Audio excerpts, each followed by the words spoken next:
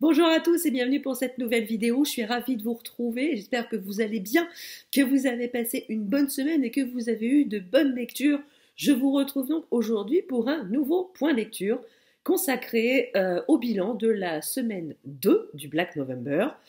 Semaine 2 dont la consigne était de lire des romans avec un chiffre, une date, un mois, une année, bref, avec un chiffre. Moi, j'en ai lu deux. J'ai lu deux romans qui rentraient dans cette catégorie et j'ai lu deux autres polar thrillers dans ma semaine, donc, que je vais vous présenter tout de suite, sans attendre. Alors, désolé pour ma voix de canard, hein, mais j'ai un tout petit rhume. D'ailleurs, voilà, on salue l'ami Grominet avec une petite infusion de thym au miel pour soigner le coup de froid. Bref, j'espère pouvoir passer la vidéo sans avoir besoin de me moucher parce que ça ne sera pas hyper agréable pour vous. Alors, tout d'abord, je vous l'avais montré dans ma pile à lire du Black November. J'avais prévu de lire pour cette deuxième semaine du Black November Alabama 1963 de Ludovic Manchette et Christian Niemiec, paru aux éditions du Cherche-Midi. Quand il est sorti l'année dernière, il avait fait beaucoup parler de lui. Je ne l'ai pas lu immédiatement et j'ai bien fait. Moi, j'aime bien attendre que la hype autour d'un bouquin se retombe un petit peu avant de me plonger dedans parce que, voilà, trop de hype, des fois, tue la hype. Tout simplement. Tout ça pour vous dire que trop de hype tue la hype. Mais ici, je comprends pourquoi il a eu énormément de succès. On est donc en Alabama, dans la petite ville de Birmingham, où une petite fille noire disparaît. Ses parents sont très inquiets, ils vont voir la police. La police, comment vous dire, ils ont notre chat à fouetter. Après tout, ce n'est qu'une petite fille noire. Donc, la disparition d'une petite fille noire ne suscite pas non plus l'inquiétude de la police. Ils laissent un peu suivre leur cours jusqu'au jour où on va retrouver le cadavre de la petite fille dans un état lamentable. Elle a été violentée. Je me demande même si elle n'a pas été violée. Je ne me rappelle plus, mais il me semble qu'elle a subi une agression sexuelle, la première. Et du coup, là, la police se dit, oups, on a peut-être fait une petite boulette, donc ils essaient peu ou prou de rattraper leur boulette, si tant est qu'on puisse rattraper ce genre de choses. Hein. La petite fille ne retrouvera pas la vie parce que les policiers ont décidé de s'intéresser à l'affaire. Et peu ou prou, ils essaient d'enquêter, même s'ils n'y mettent pas la meilleure volonté du monde. Du coup, les parents de la petite fille sollicitent les services d'un détective privé, Bud Larkin, qui est un ancien policier, qui a quitté la police à la suite d'un événement dont on nous fait part dans le roman. Et il a assez mal vécu cette sortie de la police parce qu'il passe ses journées à boire. Il est continuellement ivre-mort dans son bureau. Et voilà, sous l'effet de l'alcool, il accepte d'aider les parents de la petite fille à retrouver l'assassin de leur fille. S'ensuit plusieurs autres disparitions d'enfants noirs. Et on finira, malheureusement l'issue sera la même que pour la première. Les petites filles seront retrouvées mortes, les trois. Et la police, du coup, se trouve bien embêtée parce que là, maintenant, ils se retrouvent avec 3 cadavres sur les bras. Et s'ils avaient bougé un petit peu plus leurs grosses fesses, ils auraient peut-être pu empêcher ces 3 morts. Parallèlement à ça, on rencontre le personnage d'Adela, qui est femme de ménage. Elle a plusieurs patronnes. Elle fait le ménage chez plusieurs familles blanches.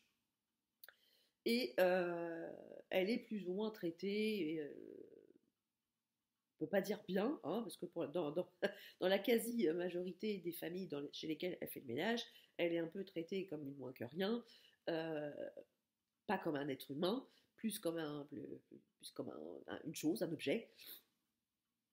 Il n'y a guère que chez une vieille dame qui s'appelle Gloria, où elle se trouve, enfin, elle est traitée comme n'importe quel être humain. Et ça lui fait bizarre. Et par l'effet d'une blague des anciens collègues de Bud, elle se retrouve à faire le ménage chez Bud Larkin, chez le détective privé. Alors, d'abord, la première fois qu'elle rentre là-dedans, c'est un capharnaüm sans nom. Elle estime qu'elle n'a jamais vu un endroit aussi dégueulasse. Autant dire les choses comme elles sont.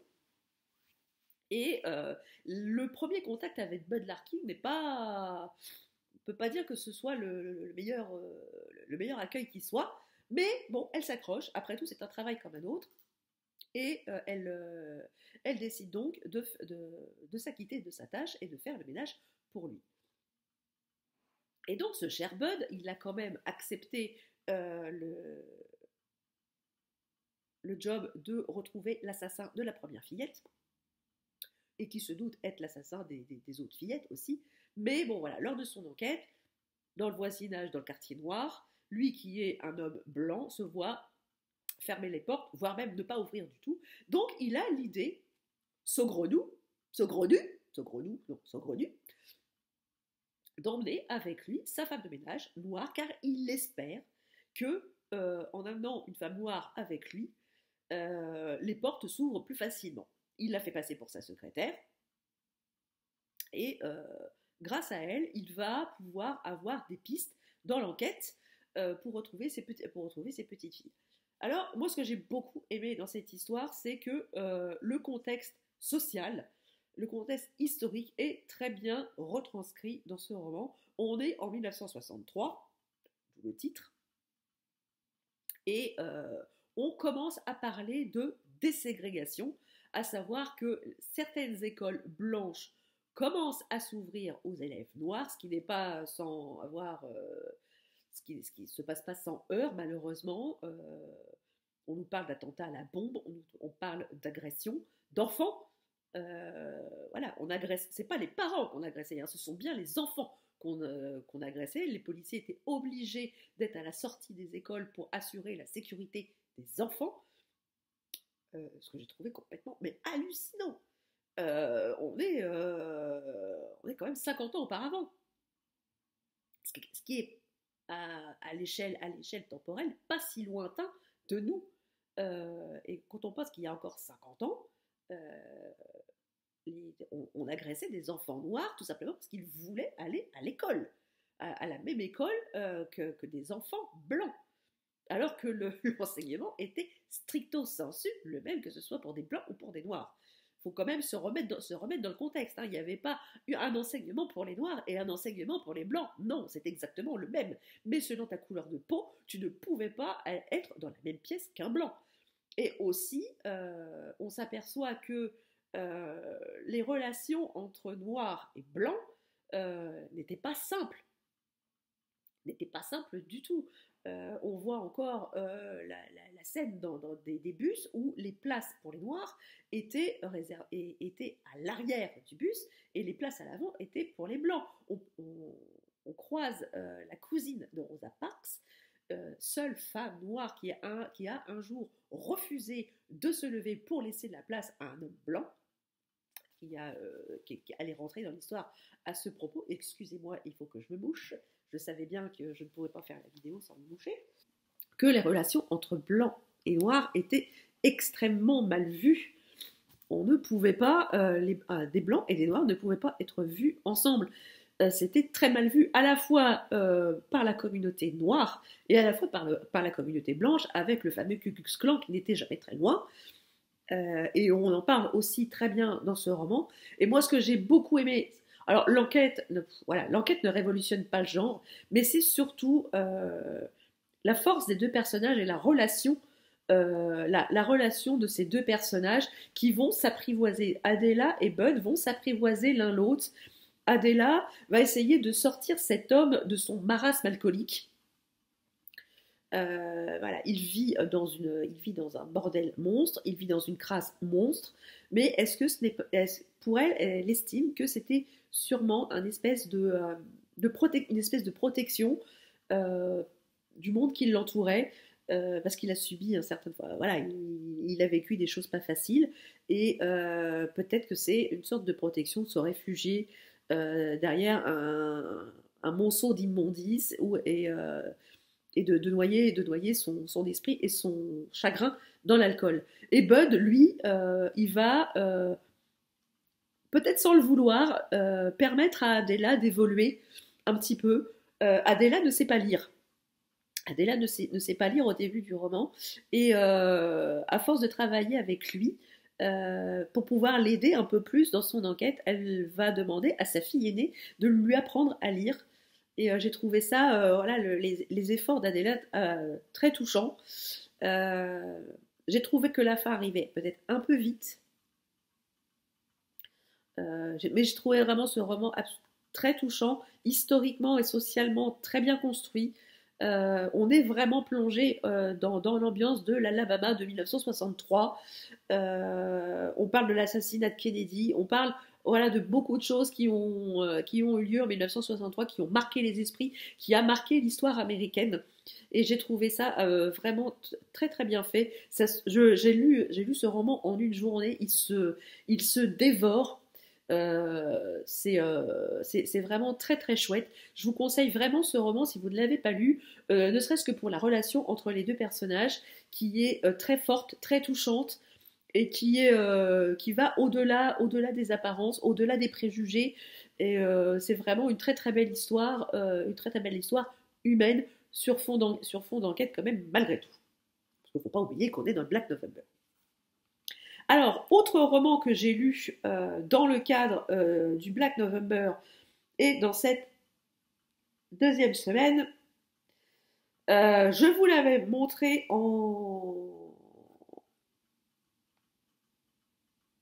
dans un book haul ou dans une pile à lire, je ne sais plus laquelle d'ailleurs. C'est On a perdu le MH370 de Jean-Louis Barou aux éditions L'Archipel. Alors ici, ce qui m'avait attiré dans ce roman, c'est alors le mystère, on revenait sur le mystère de la disparition de cet appareil. Souvenez-vous, en 2014, le MH370 qui faisait la liaison entre Kuala Lumpur et Pékin disparaît des écrans radars d'un seul coup. Et on n'a jamais retrouvé l'appareil. On est sans nouvelles des 239 passagers et des 12 membres d'équipage. On ne sait pas ce qui s'est passé. On ne sait pas ce qui est arrivé à cet avion. Ça reste un mystère total. On a retrouvé quelques éléments de la carlingue, un bout d'aileron, quelques tronçons de métal, mais on ne sait toujours pas en 2021 ce qui est advenu de cet appareil. Et ici, Jean-Louis Barou a construit son roman autour d'une hypothèse qui pourrait expliquer la disparition de cet appareil. Alors, j'avoue être un peu déçue par ce roman. Alors, non pas par l'écriture, parce que voilà, il a très très bien construit son roman, mais c'est par l'hypothèse qui est avancée, à savoir une histoire de pognon. Je trouve extrêmement... alors c'est une hypothèse qui est, somme toute, tout à fait plausible. Parmi toutes celles qui ont été annoncées, c'est une hypothèse qui peut tout à fait expliquer ce qui s'est passé. Néanmoins, je trouve pas éthique du tout le fait d'avoir condamné le destin de 250 personnes, tout ça pour une histoire de pognon.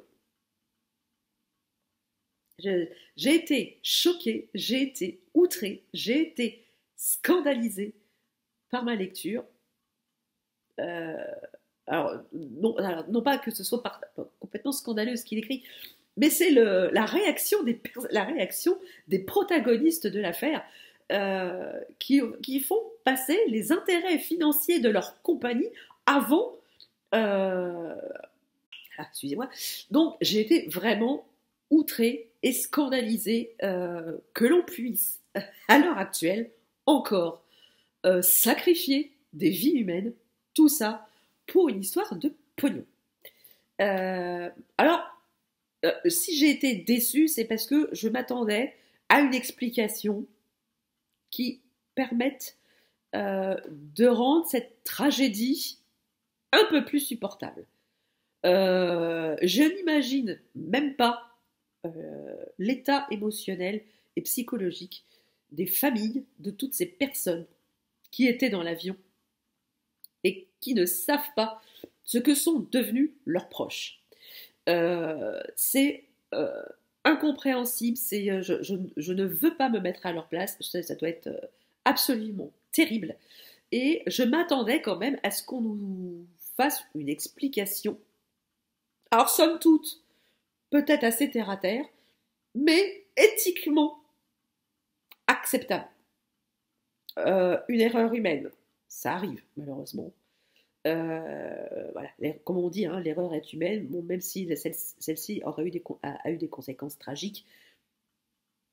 Ça aurait pu être une défaillance technique, même si on sait très bien que les avions sont contrôlés assez régulièrement pour éviter des pannes techniques. On n'est jamais à l'abri de rien. Ça aurait pu être une explication acceptable. On aurait pu, voilà, l'avion aurait pu être la cible d'une attaque terroriste. On sait qu'il y a eu des précédents. Hein, voilà, je ne vous en reparle pas parce que tout le monde est au courant des précédents qu'il y a eu. Il aurait pu y avoir un accident, un tir de missile. C'est une hypothèse qui a été avancée, bien que les gouvernements concernés aient fait profil bas et aient dit non, on n'a jamais envoyé de missile, non mais ça va pas la tête. Ça aurait pu être une explication éthiquement valable. Mais que là, on ait scellé le destin de ces gens pour une histoire de pognon, j'ai été déçue par cette hypothèse. J'ai été profondément déçue par cette hypothèse. Alors, c'est bien écrit, les personnages sont retors, ils sont arrivistes, ils sont voilà, près de leur sou, c'est le moment de le dire, mais on aime les détester. Je peux vous dire que j'ai vraiment beaucoup détesté les protagonistes de cette affaire. Mais voilà, on arrive à la fin du roman, on n'a toujours pas la réponse. On ne sait toujours pas où est l'appareil. Et éthiquement, moralement, c'est pas joli, joli. Voilà. Mais voilà, je vous conseille ce roman si vous voulez si vous voulez vous convaincre que l'espèce humaine est par moments profondément centrée sur elle-même et fait passer l'argent avant l'humain. Ceci est un parfait exemple. Mais voilà, ça peut vous apporter un certain nombre d'explications. Comment se passe cette tractation entre les grandes compagnies aériennes, entre les compagnies d'assurance également, parce elles ont aussi leur tractation hein, là-dedans. Voilà, c'est pas Jojo, hein, mais voilà, j'ai été un petit peu déçue par cette lecture parce que je m'attendais à une explication moralement plus acceptable. Voilà. Ensuite, j'ai lu, dans le cadre de l'opération Masse Critique, excusez-moi, je bois un coup, la vidéo de la loose. J'ai lu donc dans le cadre de l'opération Masse Critique de Babelio, Viper's Dream de Jack Lamar aux éditions Rivage dans la collection Noire. Ici, on change totalement de registre. On est vraiment dans du roman noir. On fait la connaissance du jeune, alors au début du roman, on fait la connaissance du jeune Clyde Morton, qui va quitter son Alabama natal pour tenter sa chance en tant que musicien à New York. Il veut jouer de la trompette la trompette de son père. Son oncle lui a dit qu'il avait un talent incommensurable et qu'il devait tenter sa chance à New York. Donc, fort de ses rêves, il plaque tout, son boulot, son boulot, sa famille, sa fiancée, et il plaque tout pour tenter sa chance à New York. Alors, évidemment, en arrivant à New York, première audition, première déconvenue, on lui annonce qu'il n'a aucun talent. Donc, tous les rêves de jeune homme de Clyde tombent à l'eau, et il se dit, je ne peux pas retourner en Alabama la queue entre les pattes, c'est pas possible. Et du coup, la personne qui lui a fait passer l'audition va lui faire découvrir un monde complètement dont il ignorait tout, à savoir le monde de l'herbe, le monde de la marijuana. Il va le faire fumer et il va aussi lui donner ses entrées dans le business de l'herbe, et Clyde va devenir un des revendeurs les plus connus de Harlem en termes d'herbe. Et il va construire sa réputation tout au long des années. Il va faire ce qu'il faut pour être craint.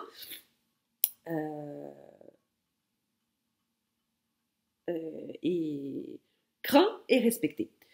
Parce que c'est surtout ça qu'il voulait, c'est être craint et respecté.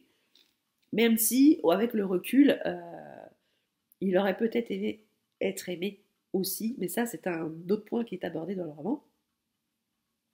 Il va faire la connaissance d'une jeune femme, Yolanda, qui va être l'amour de sa vie, et il va faire un certain nombre de choses pour Yolanda, et il va se pencher sur son bilan,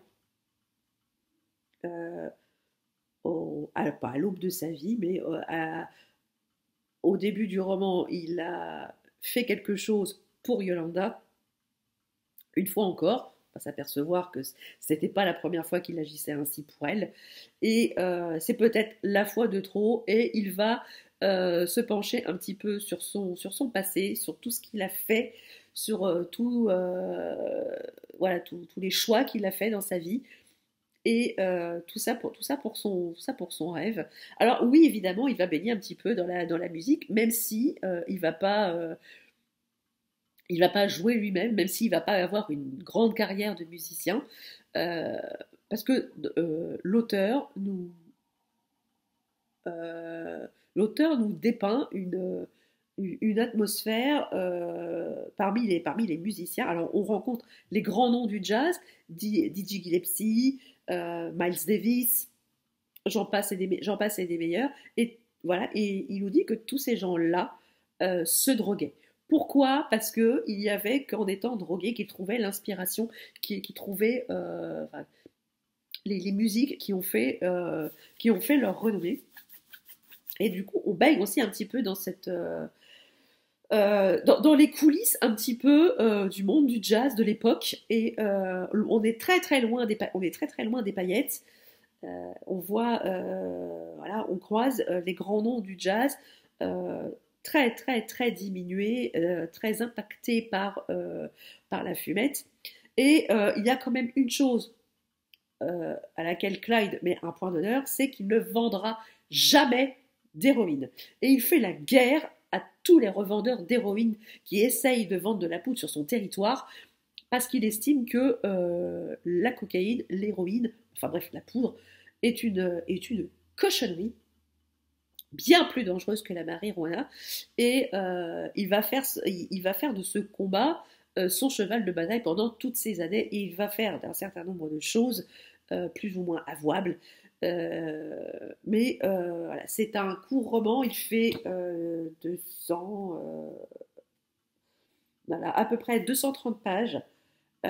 J'ai adoré l'ambiance. Je l'ai lu tout de suite après Alabama 1963, et c'était très drôle parce que le personnage principal était originaire d'Alabama, et ça faisait la transition. J'ai beaucoup aimé. J'ai beaucoup aimé le personnage de Clyde Morton, le jeune Clyde Morton, tout empreint de ses rêves, tout empreint de ses de ses rêves de jeune homme, de musiciens qui sont tombés à l'eau parce qu'ils n'avaient aucun talent. Ce monde du jazz, voilà, j'entendais, voilà, j'écoutais un petit peu une bande musicale en lisant le roman. J'étais tout de suite plongée dans cette ambiance. La description du quartier d'Harlem est très très bien faite. On est vraiment immergé dedans. J'ai vraiment beaucoup aimé. C'est une ambiance vraiment très très très noire.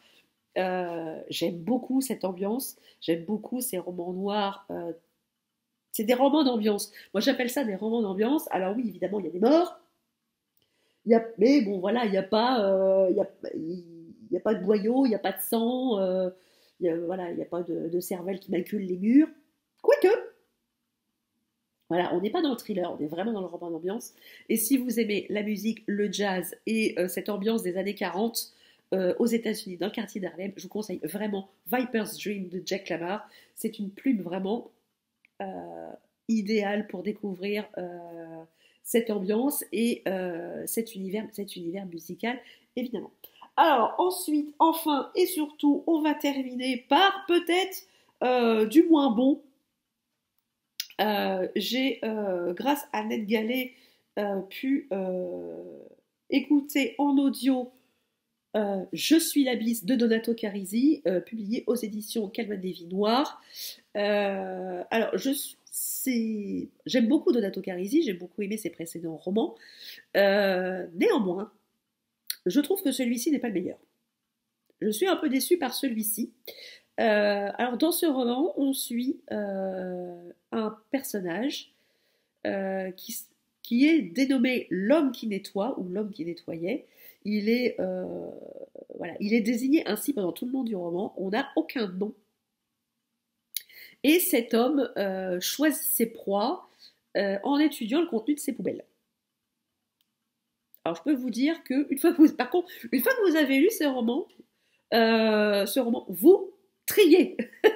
Vous triez vos déchets et vous fermez à double, à triple, voire à quadruple tour votre sac poubelle. Vous devenez limite parano de la poubelle. Bref. Et donc, cet homme choisit ses proies en étudiant le contenu de ses poubelles. On ne sait pas pourquoi. Il opère ainsi. Bref. Au début, ou du moins, on ne sait pas pourquoi. Et parallèlement, on suit un autre personnage, une femme, qui se fait appeler la chasseuse de mouches, qui vient en aide aux femmes qui sont maltraitées par leur conjoint. Je vais éternuer. Vidéo de la loose, encore et toujours. Bref, elle se fait donc appeler la chasseuse de mouches et vient en aide aux femmes qui sont terrorisées, frappées, enfin qui sont malmenées par leur conjoint. Excusez-moi, je me remouche encore une fois. Donc, on voit ces deux personnages évoluer. L'homme qui nettoie tue une femme dont on va retrouver des morceaux de cadavres dans un lac, et la chasseuse de mouches s'intéresse de près à cette affaire. Donc elle enquête, on voit tout au long du roman qu'elle a subi un drame dans son passé, très très violent. On le sait qu'à la fin, mais c'est quand même assez violent. Et l'homme qui nettoie, il est un peu... Tout ce que je vous dirais, c'est qu'il n'est pas tout seul dans sa tête.